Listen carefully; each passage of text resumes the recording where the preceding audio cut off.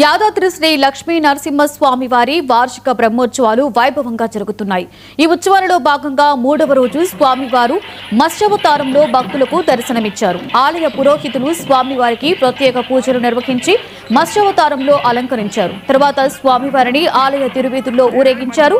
సోమకాసురుడు అనే రాక్షసుడు వేదాలను అపహరించిన సమయంలో మహావిష్ణువు మత్స్యావతారం దాల్చి వేద పరిరక్షణ చేశారు. ఈ మహోత్సవాన్ని భక్తులు ఆనందంగా తిలకించి స్వామివారిని దర్శించుకున్నారు. మంగళానాం నివాసాయ యాదాద్రీశాయ మంగళం.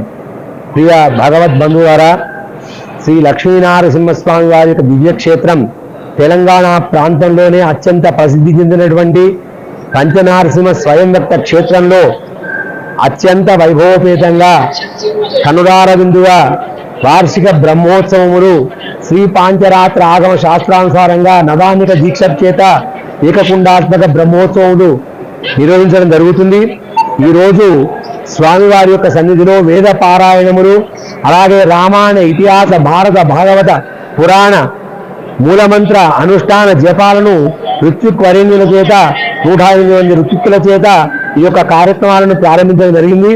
అలాగే ధార్మిక సాహిత్య సంగీత మహాసభలు ఎంతో మంది పండిత వరేణ్యుల చేత ఈ యొక్క ఉత్సవాలను నిర్వహించుకోవడం జరుగుతుంది. ఈరోజు విశేషంగా ప్రథమంగా అలంకారంగా స్వామి నృసింహస్వామి వారు దశావతారాలలో మొదటి అవతారమైనటువంటి మత్స్యావతారంలో పురవీధులలో ఊరేగించి భక్తులందరికీ కూడా కనువిందుగా అలంకారంలో దర్శనమిచ్చారు. హీరో నిఖిల్